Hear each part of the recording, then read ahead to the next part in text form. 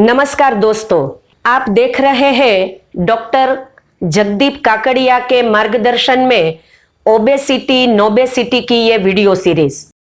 दोस्तों, पिछले 3 एपिसोड में आपने देखा कि ये ओबेसिटी क्या है, हमारा आदर्श वेट क्या होना चाहिए, ओबेसिटी अपने साथ कैसे डिजीज लेकर आती है और ओबेसिटी मुक्त जीवन जीने से हम रोग मुक्त जीवन कैसे जी सकते हैं, इंटरमिटेंट फास्टिंग क्या है, डेयरी प्रोडक्ट्स हमें क्यों नहीं लेनी चाहिए। तो ये सभी बातें हमने पिछले एपिसोड में देखी। तीसरे एपिसोड में हमने ये भी देखा कि कौन सा खाना ओबेसिटी मुक्त होने के लिए जरूरी है।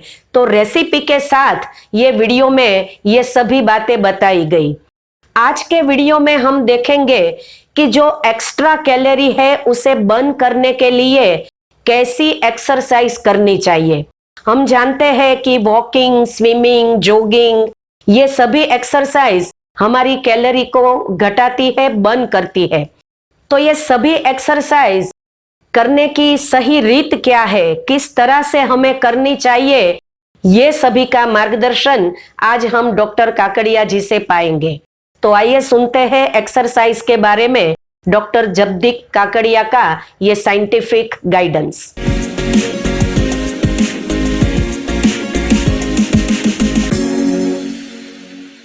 नमस्ते दोस्तों, आज के इस एपिसोड में हम कैलोरी एक्सपेंडिचर और फिटनेस के लिए एक्सरसाइज का, विविध प्रकार की एक्सरसाइज का क्या महत्व है उसके बारे में थोड़ी डिटेल में चर्चा करेंगे। तो सबसे पहले कोई भी एक्सरसाइज की बात आती है तो सबसे पहले मेरे फादर का एक मुझे कोट याद आता है। जब मैं 40 साल का हुआ, मेरा 40th बर्थडे, तो उस दिन मेरे पिताजी ने एक अपने हस्ताक्षर में, सुंदर हस्ताक्षर थे उनके, तो सुंदर हस्ताक्षरों में एक कागज़ पे एक सूत्र लिख के एक फ्रेम बना के मुझे दिया हुआ था। वो आज भी मेरे घर में टंगा हुआ है। और वो सूत्र था कि 40 પછી जो बेटा, 40 પછી जो तू रोज़ 40 मिनट 40 नहीं तो तू लांबू 40 नहीं। इसका हिंदी में अगर अनुवाद करते हैं तो 40 साल के बाद अगर रोज़ 40 मिनट 40 नहीं चलेंगे नहीं तो लंबा चलेंगे नहीं। सो ये जो सूत्र है वो मेरे हृदय में उस वक्त से जैसे मतलब सोने के पत्र पे लिख देते हैं, उस प्रकार से मेरा लिख दिया हुआ है। तो आज हम विविध एक्सरसाइज की बात करेंगे। सबसे पहले जब भी एक्सरसाइज की बात करते हैं तो स्विमिंग आता है, क्योंकि swimming is the best form of exercise. और इसकी 2 रीज़न है। एक तो ये है कि जब आप स्विमिंग करते हैं तो आपके बॉडी के जितने भी मसल्स हैं, सब के सब मसल जो है उसको एक्सरसाइज मिलती है at a time. So there is only one exercise which gives you fitness and which gives you the muscle power and muscle strength and development of fitness all over the body। एक तो ये सबसे अच्छा इसका advantage है। दूसरा कि जब आप स्विमिंग करते हैं तो आपकी जो वेस्टिबुलोकोक्लियर सिस्टम है, जो कि हमारा बॉडी का बैलेंस रखती है, वो बहुत स्ट्रांग हो जाती है। वो इतनी स्ट्रेंथन हो जाती है कि फिर आपको कभी बैठे बैठे चक्कर आएंगे, गिडीनेस होगा, लगेगा कि मैं चलते चलते गिर जाऊंगा। वो जो प्रॉब्लम्स होते हैं यूजुअली 40 साल के बाद सब लोगों को, 40 से 65 के बीच में, तो वो जो है वो प्रॉब्लम बिल्कुल ही निकल ही जाएगा स्विमिंग से। तीसरा एडवांटेज स्विमिंग का ये है कि आप जब स्विमिंग पूल में अंदर पड़ते हैं और अगर आप वहाँ समझिए 1 घंटा रहे हैं तो जो पानी है वो आपका बॉडी से बहुत ठंडा होता है। बॉडी टेम्परेचर इज़ 37, हालांकि जो टेम्परेचर है स्विमिंग पूल का वो करीब से करीब 20-22 के आसपास का होता है। तो the water is absorbing heat from your body. तो आप स्विमिंग पूल में खाली बैठे रहेंगे, कुछ भी नहीं करेंगे, तो भी 1 घंटे में आपकी बॉडी 100 कैलोरी तो वैसे ही जल जाएगी, क्योंकि पानी गर्म होता रहेगा और आपका बॉडी ठंडा होता रहेगा। So the body has to produce more heat by burning. So अच्छा, अब डिफ़िकल्टी स्विमिंग के बारे में ये है कि हिंदुस्तान में बहुत कम लोगों को स्विमिंग आता है, तैरना आता बहुत कम लोगों को। 100 में से मेरे हिसाब से 20 से ज़्यादा लोग जो है वो तैरना नहीं सीखते। और most of the people in small towns and villages they don't have an access to swimming pool. Swimming pool होता नहीं है, और जहाँ होता है वहाँ भी काफ़ी बार बहुत क्राउडिंग होती है। और जब से ये कोविड आया है तो कोविड की वजह से स्विमिंग पूल में जाने का काफ़ी लोगों को डर भी होता है। लेडीज़ को स्विमिंग में जाना, टाइम निकालना, स्विमिंग पूल पे जाना, ड्रेस चेंज करना, थोड़ी शर्मिंदगी भी काफ़ी लेडीज़ को महसूस होती है, इसलिए स्विमिंग सीखती नहीं है। तो स्विमिंग जो है बेस्ट एक्सरसाइज है। घर पे कैसे कर सकते हैं? तो छोटा swimming pool 15 feet by 10 feet by 3 feet के डेप्थ का प्लास्टिक का फ्रेम के साथ मिलता है, करीब 15-20 हज़ार के आसपास के खर्चे में वो मिल जाता है। तो वो अगर आपकी घर की जो टेरेस है, अगासी है, उसके ऊपर आप लगा दें, या तो गार्डन है तो गार्डन में लगा सकते हैं। गार्डन में लगाते हैं तो थोड़ा प्राइवेसी का प्रश्न होता है, दूसरे आजू बाजू के जो मकान वाले वो फिर देखेंगे। हालांकि best is to put it on terrace, और टेरेस में पुटअप करके अगर इसमें पानी भर दिया तो उसमें अगर आप स्विमिंग तो सीखें, अगर आता है तो आप स्विमिंग करें। स्विमिंग नहीं करेंगे, खाली अंदर पड़े रहेंगे 1 घंटा, तो भी आपकी 100 से 150 कैलोरी जस्ट पैसिवली बर्न हो जाएगी। तो ये मुझे बहुत अच्छा उपाय है। मैंने तो मेरे घर में स्विमिंग पूल प्राइवेट अपना खुद का बनाया हुआ है, लेकिन जिसके पास नहीं है वो इजीली बना सकते हैं। और इसके जो फोटोग्राफ्स है वो साइड में दिखेंगे आपको। और दूसरा कि जब अगासी में बनाते हैं स्विमिंग पूल, जब हमने इस्तेमाल कर लिया 2 दिन के बाद वही पानी जो है वो गार्डन में पाइप से आप जो आपके गार्डन में जो वनस्पति डाली हुई है, जो पेड़ डाले हुए, उसको पिला सकते हैं। और फिर फ्रेश वाटर अगेन आप भर सकते हैं। और अगर ये नहीं करना है तो क्लोरीन की छोटी छोटी टैबलेट्स मिलती हैं। तो जब आपने स्विमिंग पूल इस्तेमाल कर लिया है, बाद में रात में आप क्लोरीन की टैबलेट 5 या 6 डिपेंडिंग ऑन द साइज डाल दीजिए। तो जो आपके बॉडी का जितना मैल है वो क्लोरीन से ऑक्सीडाइज हो जाएगा, जितने भी बैक्टीरिया है वो ऑक्सीडाइज हो जाएंगी। और जो अलगी है, लील जिसको बोलते हैं, शैवाल बोलते हैं, वो भी ऑक्सीडाइज हो जाएगी। तो पानी आपका अपने आप ही क्लीन रहेगा। तो घर में स्विमिंग पूल बनाना आसान है, उतना डिफिकल्ट नहीं है। अगर ठान लिया तो बना सकते हैं। करीब करीब सभी लोगों ने, जब बच्चे छोटे थे तो ऐसे छोटे छोटे रिंग वाले स्विमिंग पूल जो एयर इन्फ्लेशन वाले होते थे वो लाते ही थे। उसी का थोड़ा सा बड़ा स्वरूप मिलता है और वो घर पे हम डाल सकते हैं। अच्छा, स्विमिंग पूल में अगर आप कुछ भी किए बिना पड़े रहेंगे खाली 1 घंटे, तो 1 घंटे में करीब 100 से 120 कैलोरी आप बर्न करेंगे। अगर स्लो स्विमिंग करते हैं तो you will burn about 300 calories in 1 hour. And if you do back stroke या बटरफ्लाई स्ट्रोक करते हैं या तो फास्ट स्विमिंग करेंगे, लैप मारेंगे, तो 1 घंटे में आप आराम से 40-50 लैप मार पाएंगे। और 40 से 50 लैप मारेंगे तो करीब न करीब 600 कैलोरी जल जाएगी। और 600 calorie, remember 9 calorie is 1 gram, so 600 calories is almost equal to 70-75 grams. तो 1 घंटा स्विमिंग करेंगे, 75 ग्राम्स आपका वजन जो है उस दिन में जल जाएगा। अभी स्विमिंग के बाद की जो मेरे दिमाग में सबसे अच्छी एक्सरसाइज जो फिट बैठती है वो ये है वॉकिंग। क्योंकि वॉकिंग तो हर कोई के लिए आसान है, हर कोई को आता है। There is no person in the world who will not be able to walk. तो आप वॉकिंग कर रहे हैं, मेरे मशवरे से I usually walk 1.5 hours every day evening. कम से कम 40 मिनट तो चलना ही है।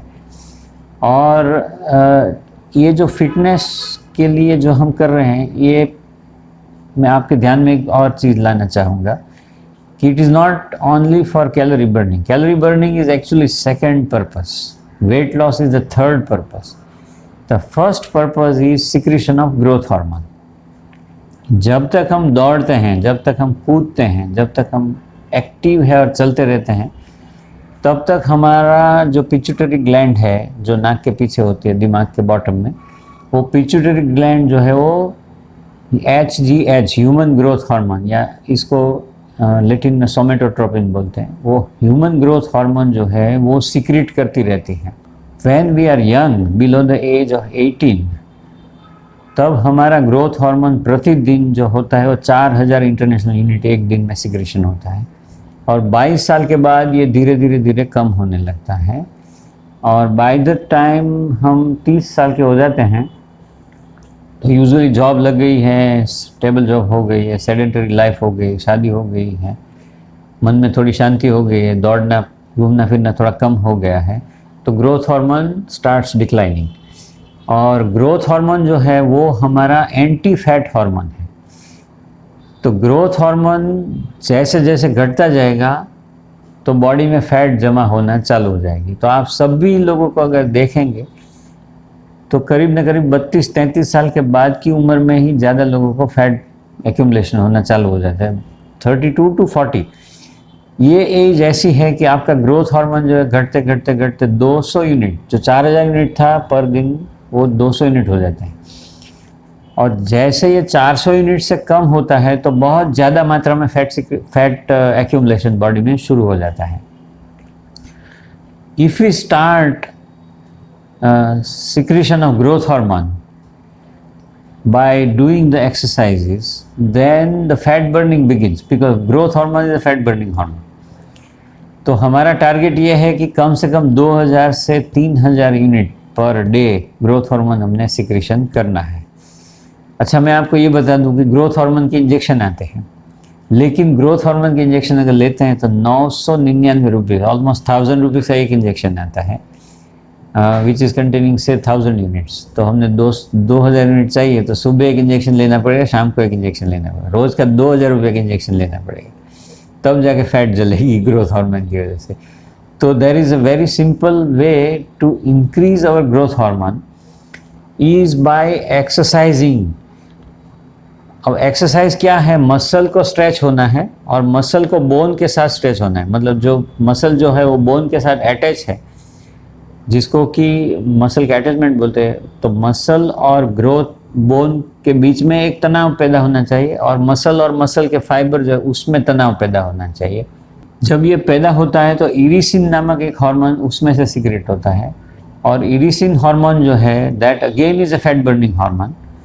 और irisin itself stimulates the pituitary gland कि भाई आप जो है वो ग्रोथ हार्मोन सीक्रेट करो। और इसकी जो बायोकेमिकल प्रोसेस है, इवोल्यूशनरी बायोकेमिकल प्रोसेस, वो ये है कि जब तक हम चलते रहते हैं, दौड़ते रहते हैं, भागते रहते हैं, तब तक बॉडी को पता रहता है कि इसने खाने के लिए, मतलब हंटिंग करने के लिए या गैदरिंग करने के लिए, फूड जंगल में जाके फल फूल लाना है या तो शिकार को मार के खाना लाना है, उसके लिए दौड़ता रहना ज़रूरी है। तो जब तक ये स्टिमुलेशन मिलता रहेगा शरीर को, तब तक ग्रोथ हार्मोन प्रोड्यूस होता रहेगा, तब तक आपके जॉइंट्स अच्छे रहेंगे, आपके बोन्स जो है उसकी मिनरलाइजेशन, उसमें से कैल्शियम घटेगा नहीं, आपके मसल जो है उसमें से प्रोटीन घटेगा नहीं, मसल जो है वो स्ट्रांग होते जाएंगे, और फैट जो है, फैट का लेयर जो है वो कम थिन होते जाएगा। So the purpose of exercise number 1 is increase growth hormone, increase irisin, number 2 calorie burning, as a result of which number 3 weight loss and reversal of obesity। तो ये पर्पस हो गया। अच्छा, वॉकिंग जैसे बोले, it's very simple, everyone can walk, लेकिन ध्यान जो 3-4 बातों का रखना है वो ये रखना है कि हमारा जो वॉकिंग है it should B fast walking. वो जैसे बगीचे में टहलने निकलते हैं, फूल सूंघते सूंघते बातें चीतें करते करते जाते हैं, that is not real walking. The walking is when you walk at a pace where you start feeling कि अभी हमको ऑक्सीजन की कमी महसूस होने लगी, so you are almost at the verge of an anaerobic state। और आपका जो हार्ट रेट है वो नॉर्मली 60-70 पे अगर चलता है तो 110 तक पहुंच जाना चाहिए, उतना फास्ट वॉकिंग करना है। ब्रीदिंग रेट जो 10 से 12 सांस लेते हैं उसकी जगह वो 18-20 सांस लेना पड़े, उतना फास्ट वॉकिंग करना है। So we have to walk fast for 40 minutes, number 1। Number 2, for ladies 9000 steps, for gents 10,000 steps, this is minimum। जब तक ये 9000 से 10,000 स्टेप ख़त्म नहीं होंगे तब तक जो पिट्यूटरी को ग्रोथ हार्मोन की किक मिलेगी वो नहीं मिलने वाली है। सो दैट इज़ मिनिमम, और मैक्सिमम इज़ 12 to 13,000 स्टेप, क्योंकि 12,000 स्टेप से अगर आप ज़्यादा चलेंगे तो पिट्यूटरी को और स्टिमुलेशन नहीं मिलने है। So the optimum stimulation for pituitary gland for ladies is 9,000 to 12,000, for gents it is 10,000 to 13,000 steps। So ये रेंज में हमने चलना है। जब फास्ट चलेंगे तो 45 मिनट में करीब न करीब हम 10 से 12,000 स्टेप जो है वो चल पाएंगे। और अगर मुमकिन है तो ये जो चलना है हमारा वो लेवल नहीं होना चाहिए, थोड़ा ऊंचा नीच ऐसा रास्ता पसंद कीजिए जहां आपको चढ़ना और उतरना दोनों मिलता है, so that you are walking more close to the nature. Civilization के पहले जो हमारे पेलियोलिथिक फादर थे, जो हमारे केवमैन थे, उसको ऐसा फ्लैट रोड नहीं मिलता था चलने के लिए। उसको कभी चढ़ना था, कभी उतरना था, दौड़ना था, कभी कभी चलना था, कभी फास्ट चलना था। तो we have to mimic what our forefathers were doing during their life as a part of their hunting and gathering। तो ये चलना है, फास्ट चलना है, 45 मिनट कम से कम 9000 से 13000 स्टेप के बीच में चलना है, और हो सके तो अकेला चलना है। मैं इसलिए अकेला चलने की बात कर रहा हूँ कि ये जो 45 मिनट है वो आपको स्वतः मिलेगी, मतलब you will get it for your self. तो आप अपने साथ एक संवाद कर पाएंगे, lot of creative ideas will come, lot of new ideas will come. कोई अगर साथ में चल रहा है तो बातें करते जाएंगे तो हाफ चढ़ेगा, ऑक्सीजन डिमांड ज़्यादा बढ़ जाएगी। दूसरा कि जो दूसरा आदमी है वो या तो आपसे फास्ट चलता है या तो आपसे स्लो चलता है, तो आपने ड्रैग होना पड़ेगा या तो वो ड्रैग होगा।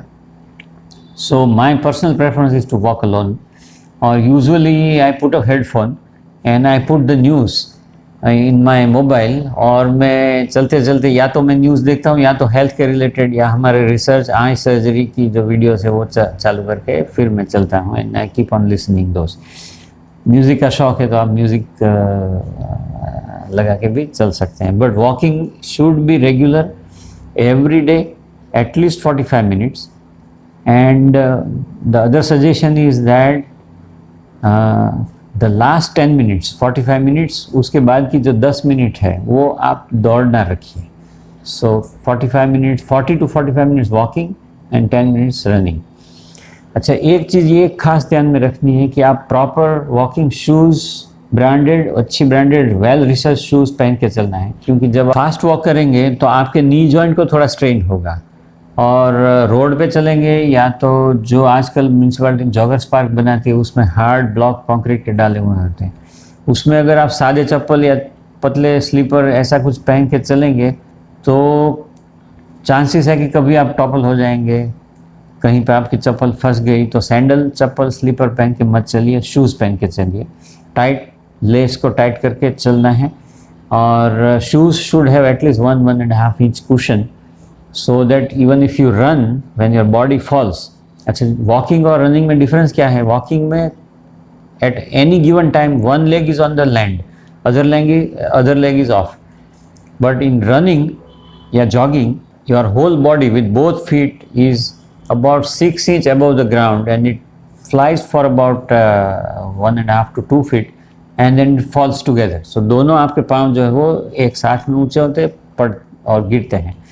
तो जब आप गिरते हैं तो एंकल जॉइंट को और नी जॉइंट को एक माइक्रो इंजरी होने का संभव है। So you should always have very good cushion shoes. And my personal preference is to jog या तो run only when I have a grass land, या तो कच्ची मिट्टी वाली ज़मीन है जहाँ मुझे बाउंस मिलेगा, या तो थोड़ा सा कुशन मिलेगा, या तो वुडन बोर्ड वॉक है, जैसे कि मैं यूएसए में जाता हूँ तो I run on a board walk on beach, या तो the best to run is to go on a beach. तो भावनगर तो बहुत लकी है, यहाँ से आप जाके एक बीच पे जाके भी रन कर सकते हैं, क्योंकि वहाँ सैंड है, तो सैंड पे आपको ऑटोमेटिकली जो है कुशनिंग मिल जाता है। My personal principle is all my weekdays are my walk days। तो हर रोज़ शाम को मैं 1.5 घंटा चलता हूँ, करीब 7-8 किलोमीटर चलता हूँ। And my Sundays are my run days. सो ये सूत्र आप अपना सकते हैं, walk days week days, Sunday run day. So Sunday you take your car या आपकी गाड़ी लेके चले जाइए बीच पे और वहाँ 1 घंटा सैंड में दौड़िए, या तो ग्रासी लैंड में दौड़िए या तो रूरल लैंड में जाके दौड़ सकते हैं। और कैलोरी बर्निंग के बारे में, when you walk at this pace, when you walk 1 kilometre which usually takes 10 to 11 minutes, then you will burn 80 calories।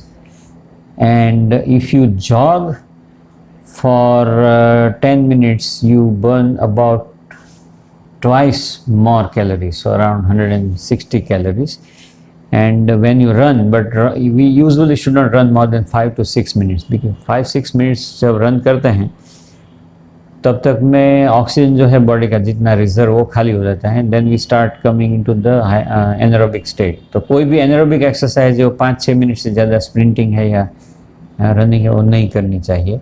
दूसरा कि बहुत लंबे अरसे तक अगर रन करते हैं, क्योंकि हम यूज टू नहीं है, धावक है आप, ओलंपिक चैंपियन है तब तो दूसरी बात है, या प्रोफेशनल रनिंग का एक्सपर्ट है तो दूसरी बात है. But otherwise normal civilian with lot of obesity, 20-30 kilo वजन ज़्यादा है, तो वो वेट जब है वो भी आपकी नी जॉइंट को पाउंडिंग करता रहेगा. दूसरा कि हमारे जो विसरल ऑर्गन्स है, लीवर है, किडनी है, वो भी इतना उछल कूद करती हैं.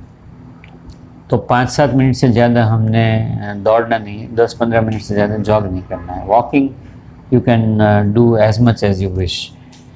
तो ये हो गई बात वॉकिंग के बारे में. वॉकिंग, जॉगिंग, फिर sprinting. Instead of walking, those who like cycling, जिसके पास एक अच्छी साइकिल है, बाइसिकल है, और जिसको बाइसिकल चलाना आती भी है, करीब करीब मुझे लग रहा है सबको आती होगी, तो अगर बाइक लेके निकल जाए, बाइसिकल लेके, बाइक नहीं, मोटर बाइक नहीं, पैडल बाइक, बाइसिकल लेके निकल जाएंगे और 20-30 किलोमीटर का एक राउंड लगा के आइए 1-1.25 घंटे के अंदर, तो एडवांटेज ये है कि आप कंक्रीट जंगल से मुक्त होके आप रूरल एरिया में जा पाएंगे. और रूरल एरिया में जाके जब वापस आते हैं नेचर में से, तो एक और एडवांटेज होता है. वो एडवांटेज ये है कि when we go towards jungle या तो when we go towards farmland, तो वहाँ जो एयर है वो बहुत ज़्यादा फ्रेश एयर है, पॉल्यूशन उसमें बहुत कम है, ऑक्सीजन की मात्रा बहुत ज़्यादा है, क्योंकि हरियाली है. तो नेचुरली जो ट्रीज़ है दे प्रोड्यूस मोर ऑक्सीजन. तो बाहर की जो रूरल लैंड है उसमें ऑक्सीजन एक तो ज़्यादा है, और दूसरा कि वो ऑक्सीजन ज़्यादा होने की वजह से, और वनस्पति और जो खरे हुए पत्ते हैं सूखे पतझड़ में, उसमें एक बहुत अच्छे प्रकार के फ्रेंडली बैक्टीरिया उत्पन्न होते हैं. और वो बैक्टीरिया जो है वो जब हमारी सांस में से अंदर जाते हैं लंग्स में, और साथ में फेरिंक्स में से पेट में जाते हैं, तो दीज फ्रेंडली सॉइल बैक्टीरिया जो हमारे शरीर में जाते हैं, they are very good for our health. इसको माइक्रोबायोम बोलते हैं. माइक्रोबायोम मतलब those bacteria which are living inside your sinuses, living inside your oropharynx, and which are living inside our stomach and the entire intestine. तो जो friendly bacteria है, these rural oxygen rich and वनस्पति में से उत्पन्न हुए जो बैक्टीरिया है, ये हमारे लिए विटामिन बी का सिंथेसिस करते हैं. It helps in lot of different food digestion, various types of amino acid, protein breakdown, protein absorption, हर जगह पे ये हमको हेल्प करते हैं. दूसरा कि ये जो है वो हमारे इंटेस्टाइन की वॉल को एक ऐसा म्यूसिन नाम का कवच प्रदान करते हैं कि हमारा इंटेस्टाइन जो है वो टॉक्सिन को एब्सॉर्ब नहीं करेगा, खाली अच्छी आइटम जो है उसको ही एब्सॉर्ब करेगा. अगर ये बैक्टीरिया पर्याप्त मात्रा में नहीं है हमारे स्टमक के अंदर, तो म्यूसिन लेयर डिप्लीट हो जाएगा, और म्यूसिन लेयर जैसे डिप्लीट होता है तो हमारे स्टमक के अंदर जो बैड बैक्टीरिया है, they start creating microscopic holes in the lining of the intestine, और थ्रू दोज होल्स लाइपोपोलिसैकेराइड नाम के जो टॉक्सिन्स हैं वो टॉक्सिन बॉडी के अंदर जाने लगते हैं. उसको लीकी गट सिंड्रोम बोलते हैं. So this is actually reverse leak. मानो आप समझ लीजिए कि डायरिया हुआ तो आपके बॉडी की जो टॉक्सिन है वो इंटेस्टाइन में जाएंगी और वहाँ से आपको मल के स्वरूप में टॉयलेट में निकल जाएगी. So that is known as a forward leaking gut syndrome, और गट मतलब गैस्ट्रोइंटेस्टाइनल ट्रैक्ट, GUT. तो अपना जो आंत है उसको गट बोलते हैं. So, इधर जब फ्रेंडली बैक्टीरिया की कमी होती है तो because of the higher number of the enemy bacteria, bad bacteria, we get a reverse leaky gut syndrome. So we start absorbing toxin, और वो टॉक्सिन जो है हमारे ब्लड में जाते हैं एंड इट कॉजेज इन्फ्लेमेशन. वो इन्फ्लेमेशन की वजह से unnecessary joint pain, unnecessary headache, non specific sinusitis, और हल्का सा बॉडी में तपाव जैसा लगता है, टेम्परेचर जैसा. हमको ऐसा लगता है कि हम अंदर से कुछ सुलग रहा है बॉडी के अंदर, धीमे धीमे सुलग रहा है, ऐसा जो फीलिंग होता है, that is known as inflammation, flame inside your body, in and flame. So inflammation जो होता है, ये इन्फ्लेमेशन होने की जो वजह है वो बैड बैक्टीरिया है, बैड बैक्टीरिया कॉजिंग द और क्योंकि वो बैड बैक्टीरिया जो उसका जो सिक्रीशन है उसको एलपीएस बोलते हैं, लाइपोपोलिसैकेराइड। सो लीकी गट सिंड्रोम को रिवर्स करने में या तो लीकी गट सिंड्रोम को स्टेबलाइज करने में ये नेचुरल रूरल या जंगल की हवा जो है उसमें जो बैक्टीरिया प्रेजेंट है वो बहुत हमको मददरूप होते हैं। इसलिए अगर 1 घंटा आप कंक्रीट के जंगल में सिटी में चलेंगे और अगर 1 घंटा आप गांव में जाके चलेंगे या 1 घंटा आप जंगल में जाके चलेंगे पेड़ों के बीच, तो उसकी जो आपकी फीलिंग है वो बिल्कुल डिफरेंट होगी। Even the smell will be different. तो मेरा ये नियम रहा है कि जब भी मुझे चांस मिलता है तो मैं सिटी से बाहर निकल जाता हूँ और ये रूरल लैंड में चलना मुझे बहुत पसंद होता है। So you can adopt that. और चल के जाने के लिए थोड़ा दिक्कत हो जाती है तो बाइक लेके जा सकते हैं, या तो फिर आप कार लेके जाइए, कार वहाँ पार्क कर दीजिए और फिर आप जो ऐसे रूरल एरिया है उसमें आप घूम सकते हैं, वॉक कर सकते हैं। अच्छा, जब आप स्लो साइकिलिंग करेंगे से at a speed of around 10 to 12 miles per hour, तो अगर स्लो साइकिलिंग करते हैं 12-18 किलोमीटर पर घंटे की रफ्तार से, तो आप 1 घंटे में 300 कैलोरी बर्न कर पाएंगे। अगर आप फास्ट साइकिलिंग करते हैं 1 घंटे के लिए, which will be at a speed of around 20, मतलब करीब 30 किलोमीटर 1 घंटे में अगर काट लिए, मतलब आप घर से निकलिए 15 किलोमीटर जाइए, जब 15 किलोमीटर वहाँ से वापस आना शुरू कीजिए, तो by the time you back तो आपने 30 किलोमीटर चलाए हैं। 1 घंटे में अगर 30 किलोमीटर साइकिल चला देंगे उतनी फास्ट, तो 600 कैलोरीज जल जाएगी। और चूज़ ए पाथ कि जहाँ आपको साइकिल को ऊपर चढ़ाना नीचे उतारना, ऊपर चढ़ाना नीचे उतारना पड़े, ऐसी जगह पे जाके साइकिलिंग करेंगे तो और भी अच्छा है। अच्छा, एक दूसरा बहुत सरल जो उपाय है वो रोप जंपिंग का है, मतलब जो स्किपिंग रोप बोलते हैं हम लोग। ये बहुत सिंपल है, हर कोई घर पे कर सकता है। और आजकल को 2 इंच की थिकनेस वाली सिंथेटिक टर्फ अमेज़न में मिलती हैं, 1200 रुपये की मिलती हैं, 5 फीट बाय 5 फीट की एक। तो 5 फीट बाय 5 फीट की एक टर्फ आप लेके अगासी में रख सकते हैं, ताकि जब आप रोप पे जंप करेंगे तो आपको जो है वो कुशनिंग इफेक्ट मिलता रहेगा। और रोप जंपिंग के लिए भी आप सैंडल या चप्पल मत इस्तेमाल करिए, शूज़ पहन के करिए, और थिक सोल वाला shoes. I usually prefer Nike या स्केचर या लिबर्टी या कुछ भी, मतलब जो ब्रांड ऐसी हो कि जिसने रिसर्च करके ये बनाया, या तो स्पोर्ट शूज़ पहनिए। जब रोप जंपिंग करते हैं तो 2 प्रकार से करते हैं। आप दोनों पाँव उठा के कर सकते हैं, या तो एक पाँव ज़मीन पे एक पाँव उठा के ऐसे स्किपिंग रोप भी कर सकते हैं। So when you do rope jumping and if you do it 1 hour, और अगर आपका वजन 70 किलो है तो 1 घंटे में आप करीब न करीब 350 कैलोरी बर्न कर पाएंगे। एंड नहीं सॉरी, ये स्किपिंग का मतलब एक पाँव जमीन पे एक पाँव, तो 300 350। But if you jump completely, मतलब you are lifting your body and then, तो दोनों पाँव से रोप जंपिंग करेंगे अगर, तो and you burn 600 calories in 1 hour. So ये एक बहुत अच्छा उपाय है जो हर कोई कर सकता है। और जब छोटे थे सब करते थे, all girls, I don't think there is a single girl in India जिसने जब छोटी थी तो रोप जंपिंग नहीं किया था। And I don't think there is a single boy, हम छोटे थे तो क्या करते थे, 2 लोग रोप लेके खड़े रहते थे और ये करते थे यूं यूं, दो लड़के, और बीच में 3-4 लड़के खड़े होते थे, एक साथ में कूदते थे। वो सब हमने ब्रेन में वो रिफ्लेक्स है ही, खाली हमने वो रिस्टार्ट ही करना है। और ये जो रिफ्लेक्स है वो साइकिलिंग के जैसा है। स्विमिंग, साइकिलिंग एक बार सीख लिया, फिर 20 साल के बाद भी चालू करेंगे तो पहले दिन से या वो आपके पास फावट होती है, वो that's a pre set reflex, तो वो ज़्यादा नहीं है दिमाग से। सो वो करना चाहिए। जो लोग ऐसी जगह में रह रहे हैं या ऐसे सिटी में रह रहे हैं कि जहाँ उनको बाहर जाके वॉकिंग करने का एवरीडे वो पॉसिबल नहीं है, मानो कि अमेरिका में जो हिंदुस्तान के लोग रहते हैं 3-4 महीने जब बर्फ़ पड़ी रहती है, तब अगर वॉक करने को निकलने की जगह नहीं है, then we can have a treadmill inside the house. हालांकि हाउस के अंदर ट्रेडमिल से चलने का एडवांटेज है कैलोरी बर्निंग का, बट ग्रोथ हार्मोन स्टिमुलेशन के एडवांटेज नहीं रहते हैं, क्योंकि growth hormone stimulation is maximally achieved when we move from place A to place B. क्योंकि जो हमारी पिट्यूटरी है उसको एक खुद का जीपीएस है और वो सन की पोजीशन, सनलाइट की पोजीशन से वो पहचानती है कि हम यहाँ से वहाँ तक गए हैं 10 किलोमीटर, 5-7 किलोमीटर। तो उसको ये अभी तक वो फील होता है कि हमने हंटिंग या गैदरिंग के लिए जा रहे हैं।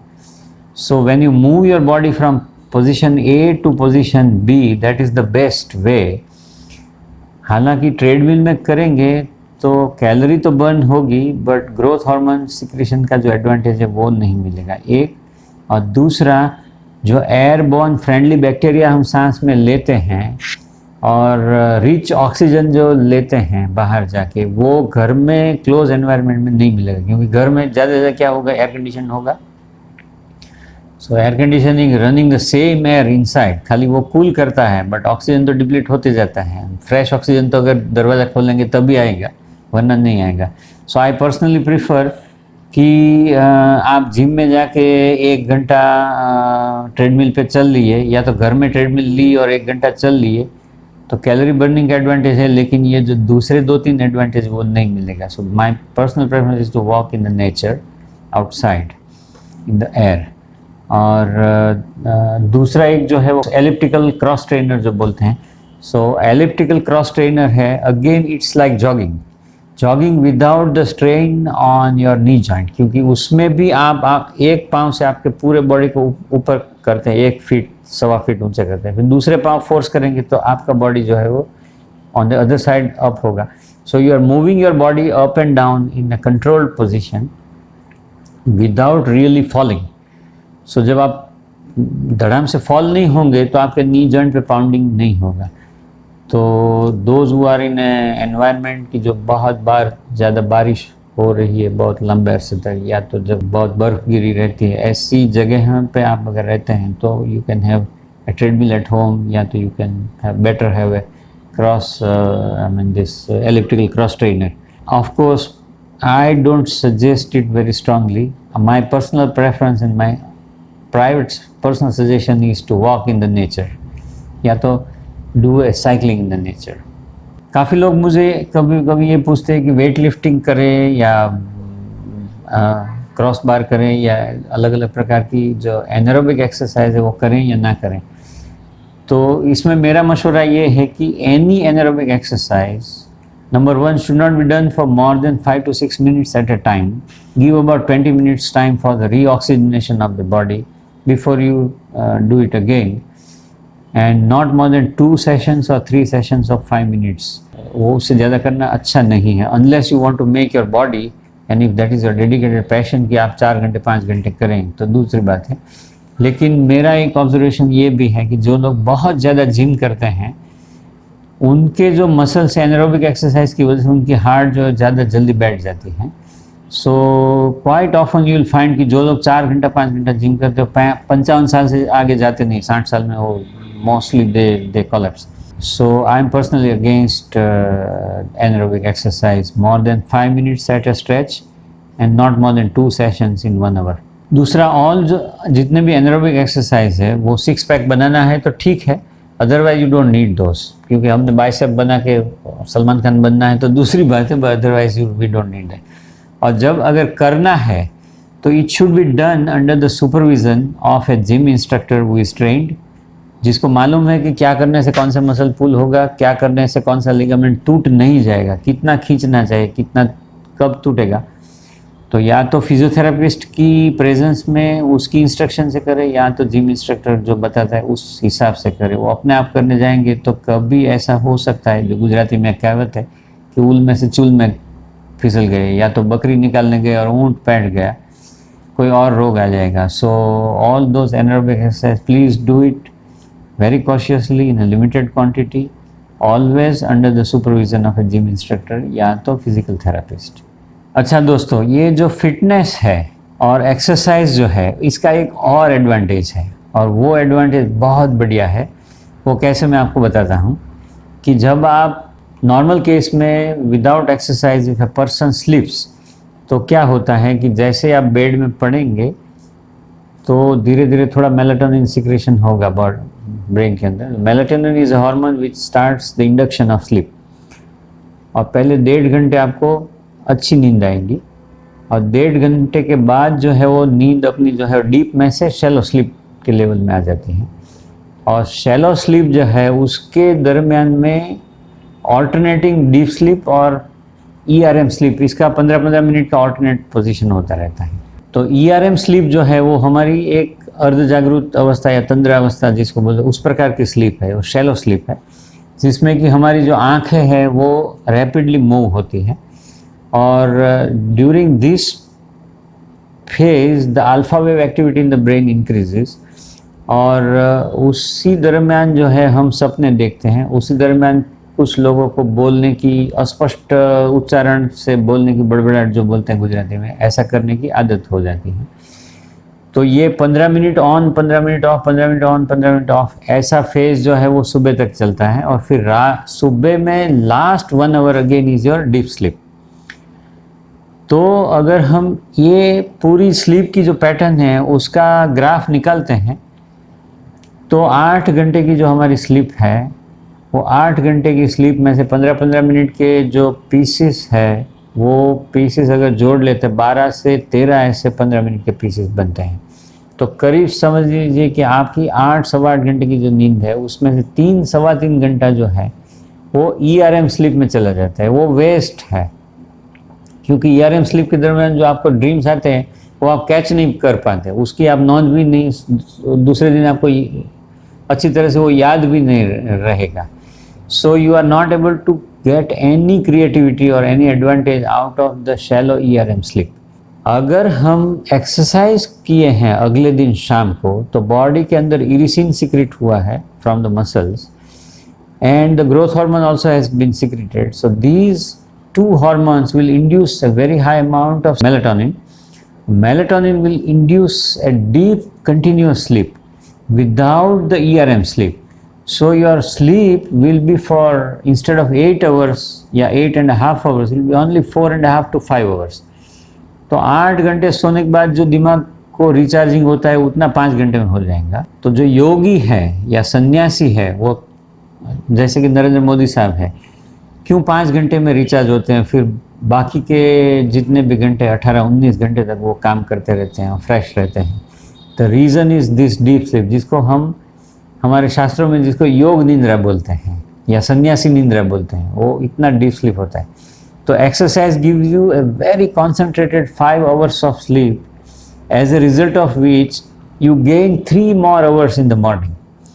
और वो 3 जो घंटे हमको मॉर्निंग में मिलते हैं वो इतने फर्टाइल होते हैं, इतने क्रिएटिव आइडियाज़ वाले होते हैं, इतने फ्रूटफुल होते हैं कि वो 3 घंटे में जो खुली आंख में आप सपने देखेंगे, वो सपने को आप चेज कर पाएंगे, वो सपने को आप पूरा करने की कोशिश कर पाएंगे, पूरा कर भी पाएंगे। दैट इज़ वाई हमारे यहाँ शास्त्रों में जो एक उक्ति है कि जो वैला सुए वैला उठे, हाँ, बल बुद्धि और सुखमा रहे शरीर, बल बुद्धि वर्धे और वो बनेंगे वीर। मुझे एग्जैक्ट याद नहीं है, लेकिन कुछ कुछ ऐसा मीनिंग है। So the reason for that, और बच्चों को क्यों इतनी डीप स्लीप आती है? जब हम छोटे थे, स्कूल में पढ़ते थे, कुमार अवस्था में थे, तो क्यों हमको इतनी डीप स्लीप आती है? क्यों अर्ली मॉर्निंग जाग के सुबह 6:45 बजे स्कूल पे पहुंच जाते थे? द रीज़न वॉज कि हमने बहुत खेल कूद करी हुई होती थी अगले दिन शाम को। So the exercise gives you very good quality, concentrated, very helpful and very recharging sleep which maintains your health. अच्छा, जाते जाते एपिसोड का अंत की ओर में मैं और आपको 2 फन फैक्ट बताऊंगा जो मैं कर रहा हूं, और मेरा मशवरा है आप लोग भी ये कर सकते हैं, करना चाहिए। पहला मेरा ये है कि मैं चलने के बहाने ढूंढते रहता हूँ। मैं कहीं पे भी जाता हूँ तो मैं ये देखता हूँ कि मैं कैसे चल पाऊँ। तो समझ लीजिए मैं कभी मॉल में जाता हूँ या तो किसी की शादी में जाए, रिसेप्शन में गए, तो नॉर्मली टेंडेंसी सब लोगों की होती है जितनी नज़दीक जाके पार्क करें उतनी कार को पार्क करने की कोशिश करनी। और काफ़ी बार ये होता है कि वहाँ इतना कंजेशन होता है कि आपने कार पार्क किया, बाजू में किसी ने बाइक पार्क करी और कभी बार गिरी और आपकी कार को डेंट हो गया, आपकी कार को स्क्रैच हो गया। So I always park my car at least 0.5 kilometer या 1 kilometer away from the place where I have to go. वहाँ बिल्कुल खाली जगह मिलती है, कोई कंजेशन नहीं है, कोई चिंता नहीं है, आपने गाड़ी वहाँ पार्क कर दी, 0.5 किलोमीटर चल के गए और वहाँ लोगों से मिलना है, जो कुछ भी काम करना है ख़त्म किया, वापस 0.5 किलोमीटर 1.5 किलोमीटर चलने का आपको बाय डिफ़ॉल्ट मिल गया. So try to park your car as far away as possible from the place of your interest. तो आपको वो अपने आप एक स्टिमुलेशन मिल जाएगा. और एक दूसरी इंटरेस्टिंग चीज़ है जिसको ये लागू होता है, वो इस्तेमाल कर सकते हैं. Whenever I go to USA for conferences, या क्योंकि मेरी पूरी फैमिली अमेरिका में है, बच्चे दोनों उधर है, ब्रदर सब बार बार जाना होता है कॉन्फ्रेंस में. तो I always do one thing कि जब मैं मॉर्निंग घर से निकलता हूँ और कॉन्फ्रेंस को गया, तो I will buy a ticket 1 station less than the real place जहाँ मुझे उतरना है. तो एक स्टेशन आगे उतर गया तो 1.5 किलोमीटर 2 किलोमीटर का मेट्रो स्टेशन के डिस्टेंस होता है, तो 2 किलोमीटर चल के पहुँचे. जब वापस आता हूँ तो I get down from the metro 2 station before my house. तो by default I get a walk of 4 kilometres 4.5 kilometres. तो इसमें मुझे पूरे दिन के अंदर 6-7 किलोमीटर चलना भी मिल गया. और काफ़ी बार साथ में लैपटॉप बैग होती है, कुछ बैग होती है, तो वज़न लेके चलना मिल गया, तो एक ट्रैकिंग जैसा भी हो गया. और तीसरा कि पूरे दिन में ये करने में मैंने $3 का टिकट बचा कर दिया, क्योंकि शॉर्ट पे उतर जाएंगे तो मेट्रो की टिकट इतनी कम हो जाएगी. So you can save dollars, you can save your health and you can gain your health. In fact जब हम एक्सरसाइज की बात ही कर ही रहे हैं, तो एक बहुत ज़्यादा इम्पोर्टेंट और बहुत ज़्यादा ध्यान देने लायक जो बात है वो ब्रीदिंग एक्सरसाइज है. और वो ब्रीदिंग एक्सरसाइज का इम्पोर्टेंस और ट्रिक्स और कैसे ये करना चाहिए, इसके बारे में हम ज़्यादा बात करेंगे अगले एपिसोड में. थैंक यू एंड जय स्वामीनारायण.